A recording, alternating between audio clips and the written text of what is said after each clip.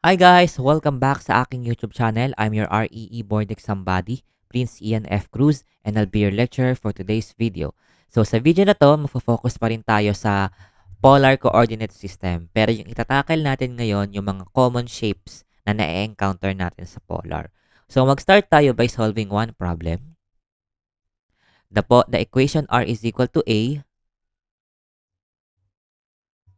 is the polar equation of a blank.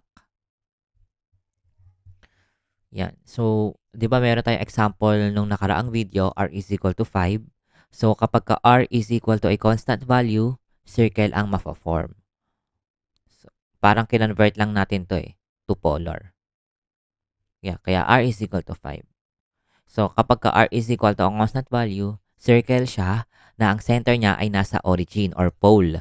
Kapag ka ang circle nalipat yan sa iba, hindi na origin yung center niya, magkakaroon na dito ng cosine theta. Or kung pataas yung movement, magiging sine siya. O, ng ganyan. So, mamaya makikita natin yan. So, basta circle lang sagot dito. Okay, so next, ito yung mga common shapes, common polar coordinate na curves. So, gaya nga nasabi ko kanina, r is equal to a constant value kung nasa origin yung center niya, or kung nasa pole yung kanyang center. Kung sine, pataas yan yung movement niya. So, yung nasa graph, eto yan. Kasi cosine kasi papunta siya sa x. So, x-axis. So, sa lemniscate naman, para siyang infinity. Ito yung kanyang equation. R squared is equal to constant value squared cosine 2 theta. So, yung constant dito, siya yung magde-define kung gaano kalaki ito. So, pag mas malaki yung constant, mas ganyan yan. Mas malaki yung petal na yan. Try natin i-graph dito.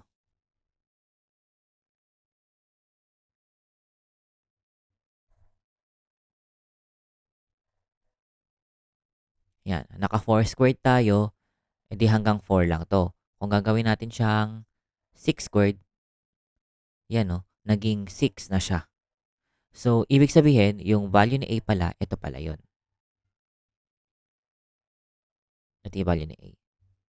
So, next naman, Archimedes spiral. Yan, na-encounter na natin yan nung last video. So, dito naman, meron din tayong rose curve. Ito siya. So, pwede siya maging cosine, pwede siya maging sine. So, n theta. Kapag kayong n natin even, yung number of petals, 2n. So, eto, ano kayang graph nito? A cosine 2 theta. So, dahil even yung n natin, ano yung number of petals? E di, 2n. Or 2 times 2, 4. Yan. So, dito naman tayo. Ano kaya ito? This is A cosine 3 theta. So, ano yung number of petals? Dahil yung n natin ay odd number. So, yun mismo, yung number of petals. Kaya 3. Yan. So, rose curve ang tawag dyan. So, itong tatlong to, ito yung graph nila. Okay? Nag-iiba lang sila kapag nag-iba na yung values ni A and B. So, kapag ka-equal si A and B, cardioid yung na-form. So, i-graph nga natin siya.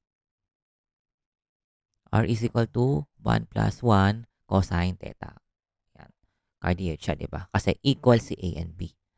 Kapag yung A over B ay between 1 to 2, nagiging 1 loop limacon siya. So, ano bang magandang example? Sabihin natin, 3 halves. Di ba? 1.5 yan. So, in between siya ng 1 and 2. So, gawin nating A yung 3, yung B yung 2. Yan. 3 plus 2. Ayan. May pa-curve siyang konti doon. So, 1 loop limacon ang tawag dyan. Kapag ka naman mas malaki si BAA, nagiging inner loop limacon na siya. So, basta mas malaki si B. So, sabihin natin na 6. Ayan. So, nagkaroon na siya ng inner loop. Nagkaroon na siya ng loop sa loob. So, next question, what is the shape of the graph of the polar equation r is equal to a plus b cosine theta? So, tatlo yan, di ba? Pwede siyang cardioid, pwede siyang one loop limacon, pwede siyang inner loop limacon. So, wala namang cardioid sa choices, so limacon ang meron, so limacon yung sagot natin. Pero kung may cardioid sa choices, limacon pa rin kaya ba ang sagot? Kasi 'di ba sabi dito, dapat equal si A and B. So kung magiging cardioid diyan, dapat ganito siya. A plus A cosine theta or ganyan siya. 1 plus cosine theta. Yan. So limacon pa rin ang sagot guys if ever na may cardioid sa choices. So pinagsama ko lang siya dyan dito para mas madali siyang tandaan. So, yun lang muna guys for today's video. Sana mayroon kayong natutunan. Don't forget to like and subscribe and mag-comment ng mga topics and questions na gusto nyong i-discuss natin sa future videos. So, yun lang guys. See you on the next video.